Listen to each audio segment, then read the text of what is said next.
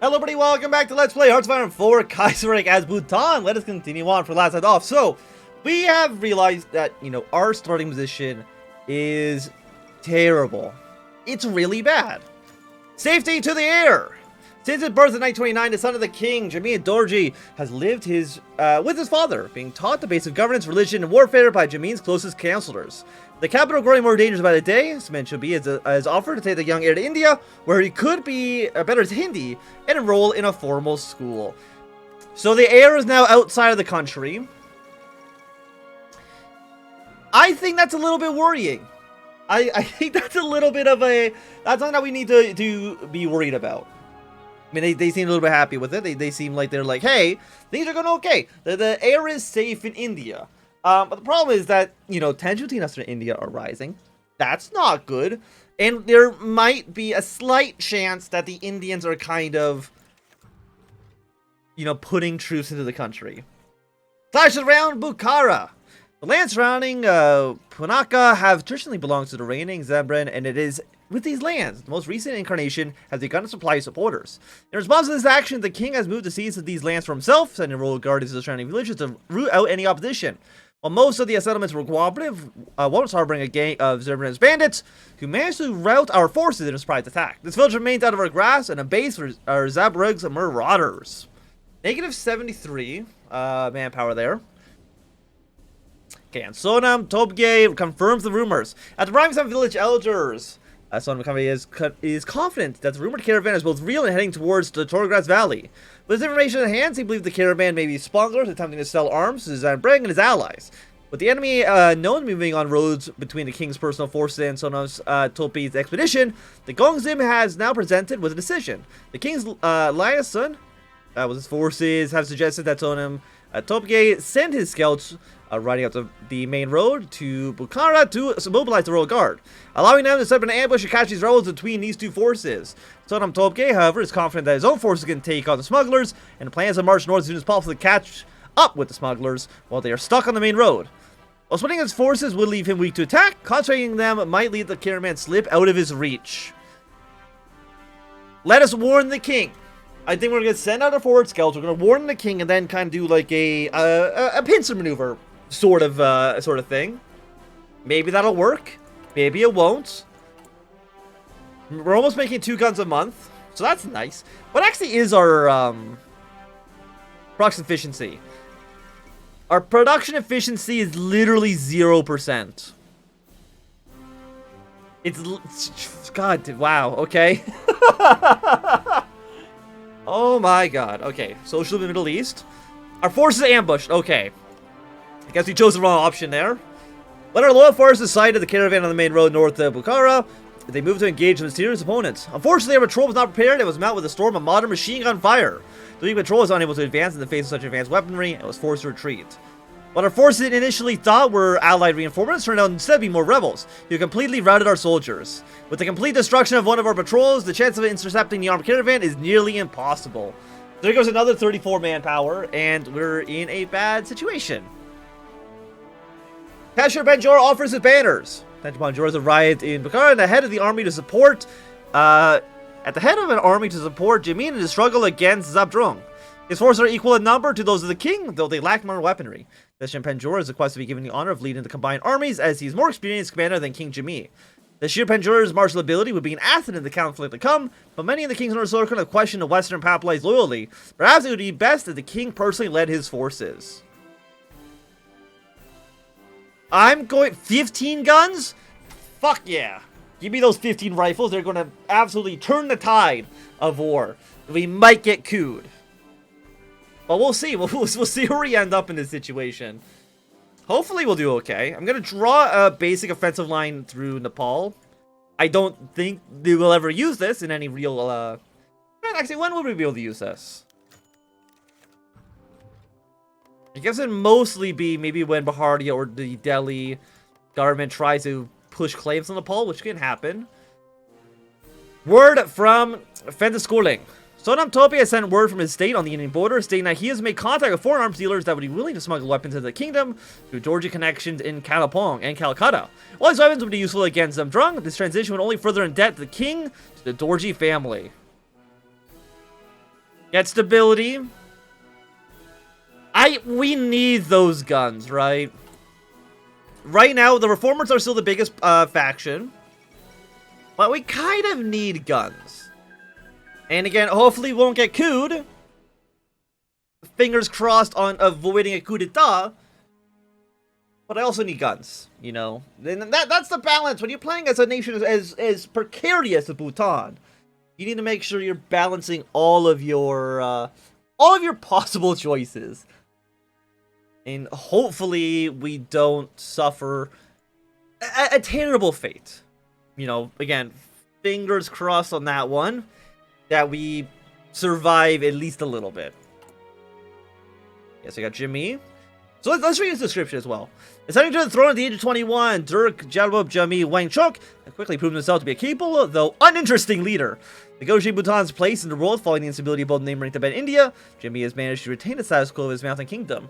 Though many would attribute these successes to his Gongsim and ally Sonam Tobi Dorji, dark clouds brewing in the horizon, there is some question about whether Jimmy can maintain his grip on the young kingdom. I'm sure we can. Maybe. I'm hoping that we can. Political power. Excellent. We don't gain any political power right now. Our stability is still decreasing. In a clash between warriors. Some of Teshin and Penjor's mercenaries have come into conflict with some of the local militias. These men claim that the mercenaries, Hindu warriors from Nepal, had disrespected a local shrine and stolen equipment. With Temper and Penjor remaining silent on the brewing conflict, it has fallen on the king to reach some agreement. Let us get rid of the mercenaries. Cast them aside. I mean, our central authority is it worse? It's feeble. We're actually worse now than we started the game off as, which is cool. Thank you. Wonderful. Well, very, very happy to see it. I don't know if we're ever going to get rid of the Hermit Kingdom. Let me just see. Anything in here, Hermit... No, nothing in here removes the Hermit Kingdom. Maybe at some point, we will get some sort of event that will, you know, benefit us in such a way that we can get rid of the horrible, crippling penalties that we are currently facing. The shipment arrives. The shipment of weapons arrived in Pokhara, bolstering the king's collection of old flintlocks and surplus. We're using... Okay, we got 50 guns. We're using flintlocks? We're in the year of our Lord 1936. We're using fucking flintlock rifles. Okay. Demands for our vassals. With Sonam Tobei's shipment of foreign weapons arriving with the incident, discussions began about who should receive the guns. While the royal guards remain under-equipped, many of our vassals still field armies with swords and bows.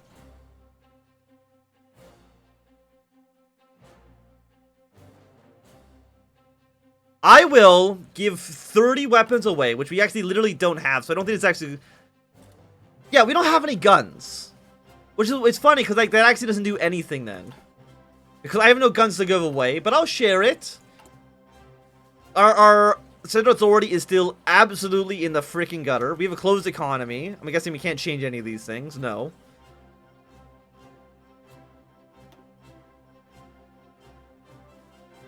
Well, you need one. I'm pretty sure you need... Cannot replace law, cannot replace... I guess we could theoretically replace them to conscription, but... I'm not really too sure how that would really benefit us. We're taking negative 50. We then cap out... We have 5.5 by default. So that's 2.75. Apparently it's 2.7. Apparently I can't do math. Anyways... The Zhabdrung is located. While there are many who fear that Zhabdrung to manage to flee to Tibet, Nepal, or the Bharati commune, reports have come through that the young Lama is gathering his supporters in the Tala monastery on the hills north of Punakha. Many believe that he aims to gather an army before heading south to reclaim his lands and former powers. Word of the court feels that while Zhabdrung remains active, he is a threat to Bhutan's stability. You know, you're probably not wrong about that. Having a pretender to the throne probably is not going to lead us into a great situation. You want me to train units? Why am I not surprised that our army is garbage? I shouldn't be surprised that our units are shit, but yet I'm still baffled. Okay. Get out of here. The March on Talo. The march from Bukhara to the nearby Talo Monastery was started to reveal how powerful the Zhabdrung has become over the last few decades. Our army has been harassed constantly since turning south, and the hopes of catching our opponent off guard hasn't dashed. The further we drive into Zhabdrung's territory, it clearly becomes that our numerical and martial advantage is less pronounced than we once thought. Okay, cool. So I've got a feeling that we are going to lose the Civil War.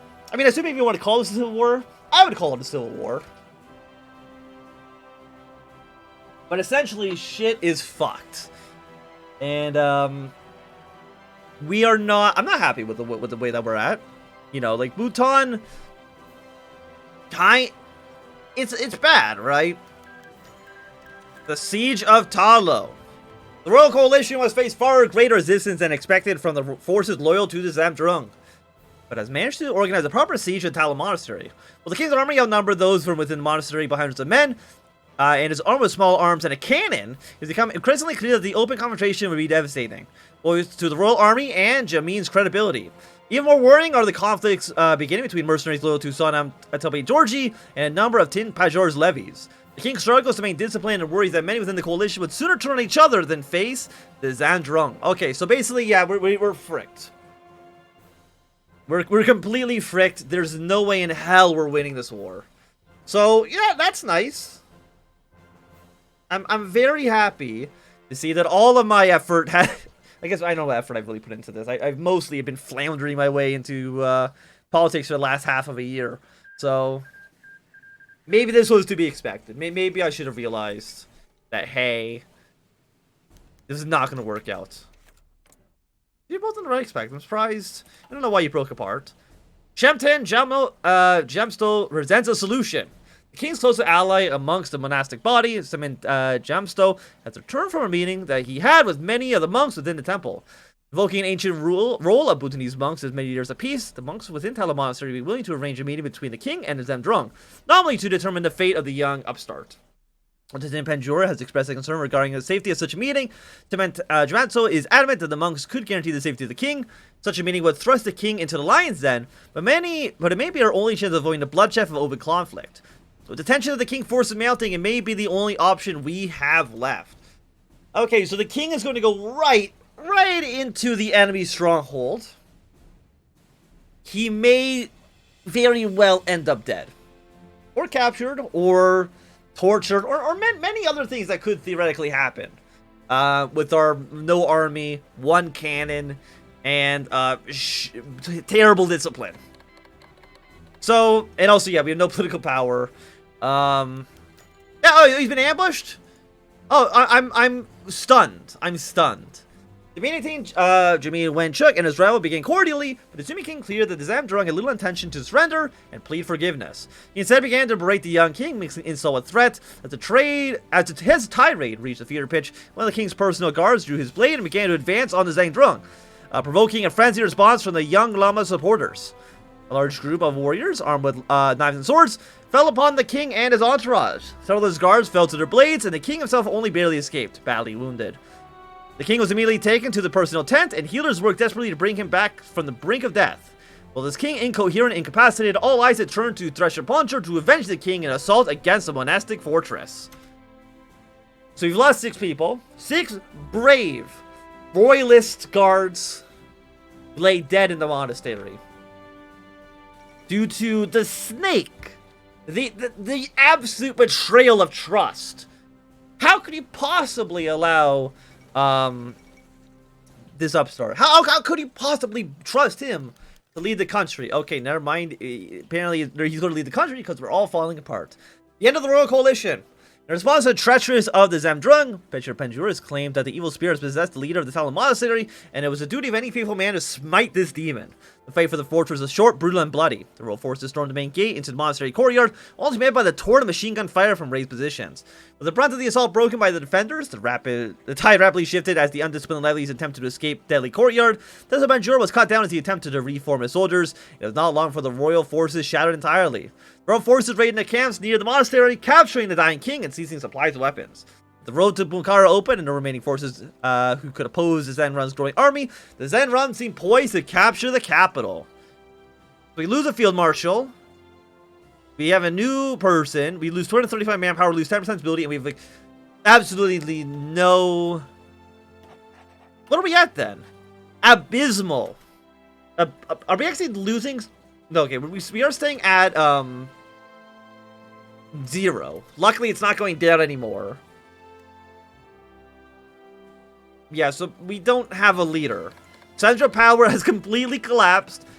I have a feeling the king is probably not going to live to the end of the month. I'm pretty sure September 1936 is a bad day to be the king of Bhutan. Just a hunch. We've got our 1936 weapons. Again, is there any reason to get construction speed? No, because we're trading our one factory away to make, I think, like, literally maybe, like, 1 gun a month. No, like, what? I don't even know what's happening over there. I guess we'll go for an industry tech. Maybe that could do something? I literally don't know. No, because we have, like, no stability. So we're actually... Yeah, no, we're still actually below negative 100% production efficiency, which... Or factory output, I guess I should say. Which is just fucking amazing. I honestly did not know there was any country in this game that could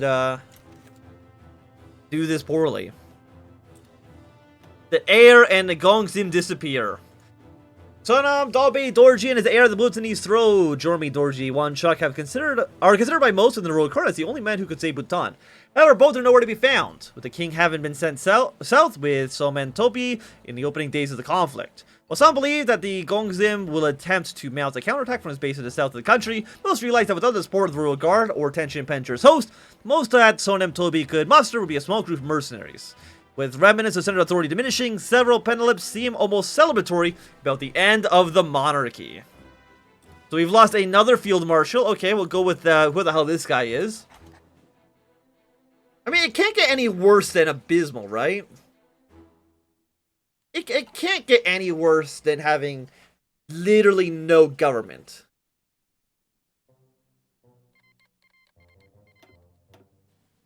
Like, what are our modifiers right now? Division speed 9 is 30%, construction speed.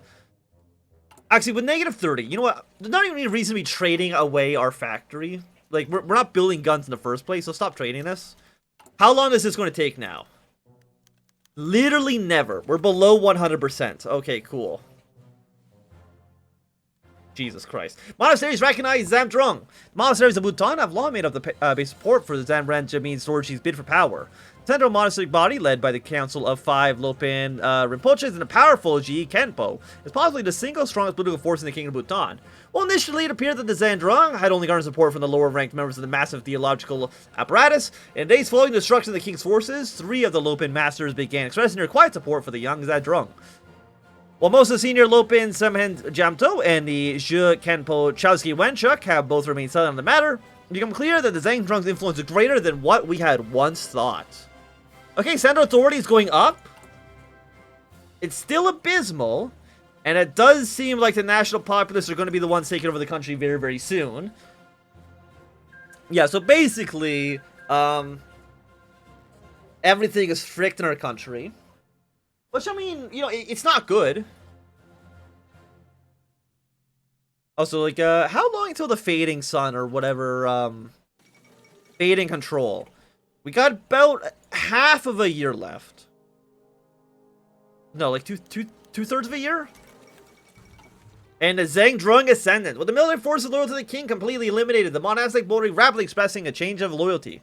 Remaining noble leaders withdrawing from their strong fortresses, the Zhabdrung as allies stand as a permanent force in Bhutan, calling upon the formation of a new Lang Zhaozong, the ancient council body which helped the first Zhabdrungs govern the nation. Zhabdrung Jumi Dorji has requested the presence of the central monastic body of Talon Monastery. In doing so, Jumi Dorji has expressed a desire to rule over Bhutan, as the Zhabdrung once did.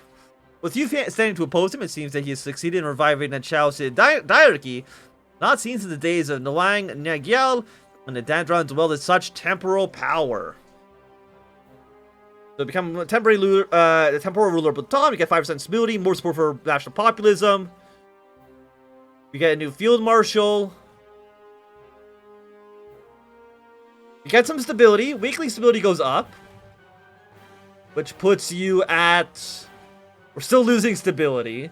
We are gaining political power. That is until I click on this button. Which means we're actually losing stability even now, or political power now. Excellent. We are constructing. This will be done still literally never. Okay. And we are still not making guns. If I was to... I guess we'll once again import...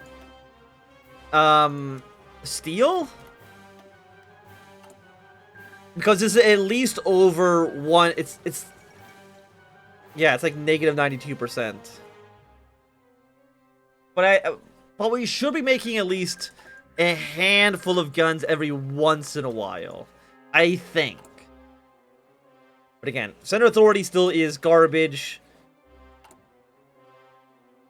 The revolution's almost over. Strengthen a dynasty. So which one of these routes are we going? We're going to go with Solidify our Grip.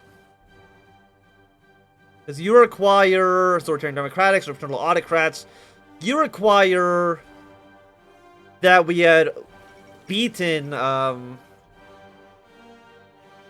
Zhabdrung, which we did not do. Address the military. We can do you once we have moderate central authority, strong central authority, or absolute central authority. So 10 days left on you. Then we're gonna go solidify our grip. Curtail you, which is just negative. I mean, it gets to 75 political power, which I guess is okay. I mean, we are losing political power every single day now, but like, what the hell am I going to use it for?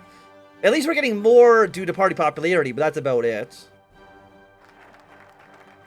We've ended the revolution. Okay, so we're still going to be losing political power off of you. You remove Aftermath of the Revolt, which is political power gain. So I believe once Aftermath of the Revolt is gone, we will then actually be gaining political power. Once we're taking focuses, which will be nice. But for right now, I think it's going to be a good time for us to end this episode. Thanks to everybody for watching. My name is Anthem. If you enjoyed, my thumbs up. Not do it, could always thumb down. If you want to subscribe, and goodbye.